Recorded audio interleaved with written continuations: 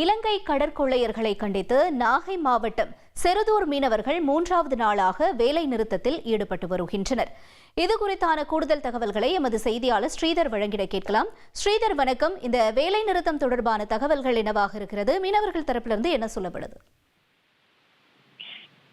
கோடியக்கரை அருகே கடலில் மீன்பிடித்துக் கொண்டிருந்த நாகை மாவட்ட மீனவர்கள் 20 பேர் மீது கடந்த 2ஆம் தேதி அங்கு வந்த இலங்கை கடற்கொள்ளையர்கள் தாக்குதல் நடத்தி அவர்களிடம் இருந்த பல லட்சம் ரூபாய் மதிப்புள்ள அந்த வலைகள், மீன்கள் மற்றும் மீன்பிடி சாதனங்களை கொள்ளையடித்து அங்கிருந்து பறித்து சென்றுள்ளனர். இந்த சம்பவத்தில் படுகாயமடைந்த அக்கரைப்பேட்டை, செருதூர், அதே போல வெள்ளப்பள்ளம் மீனவர்கள் 20க்கும் மேற்பட்டோர் நாகப்பட்டினம் அரசு மருத்துவக் கல்லூரி மருத்துவமனையில் சிகிச்சை பெற்று வருகின்றனர். இந்த சம்பவம் நாகை மாவட்ட மீனவர் மத்தியில் பெரும் கொந்தளிப்பை ஏற்படுத்தியது.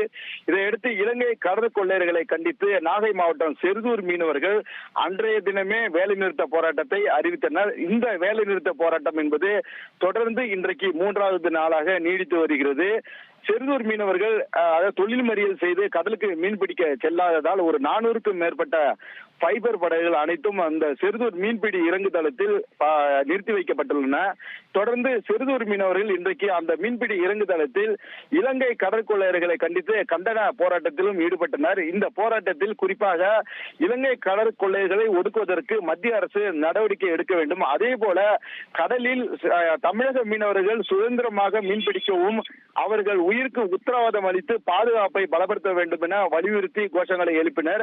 அதே போல பாதிக்கப்பட்ட மீனவர்கள், அதாவது இலங்கை கடற்கொள்ளையர்களால் பாதிக்கப்பட்டு தற்போது மருத்துவமனையில் உள்ள அந்த மீனவர்கள் மற்றும் அந்த ஃபைபர் படகு உரிமையாளர்களுக்கு இழப்பீடு தொகையை தமிழக அரசு பெற்றுத்தர வேண்டும் என இந்த போராட்டம் என்பது தற்போது நடந்து வருகிறது. மீனவர்களின் போராட்டம் காரணமாக அந்த செருதில் உள்ள ஒரு 10,000க்கும் மேற்பட்ட மீனவர்கள் வீட்டில் முடங்கி இருக்கிறார்கள். தொடர்ந்து நாகை மாவட்ட ஆட்சியர் அலுவலகத்தில் இன்றைக்கு அந்த பாதிக்கப்பட்ட மீனவர்களின் ஆலோசனை கூட்டம் நடைபெறுகிறது. இந்த கூட்டத்திலும் தங்களுக்கு பாதுகாப்பு அளிக்க வேண்டும் என மீனவர்கள் வலியுறுத்த உள்ளனர். இந்த விவகாரத்தில் மத்திய மாநில அரசுகள் உரிய நடவடிக்கை மேற்கொள்ள வேண்டும் என்பதே நாகை மாவட்ட செருதூர் மீனவர்களின் கோரிக்கையாக இருக்கிறது. உங்களுடைய தகவல்களுக்கு நன்றி ஸ்ரீதர். தந்தி டிவியை உங்கள் கேபிள் டிவி ஆபரேட்டரிடம் இலவசமாக கேட்டு பெறுங்கள்.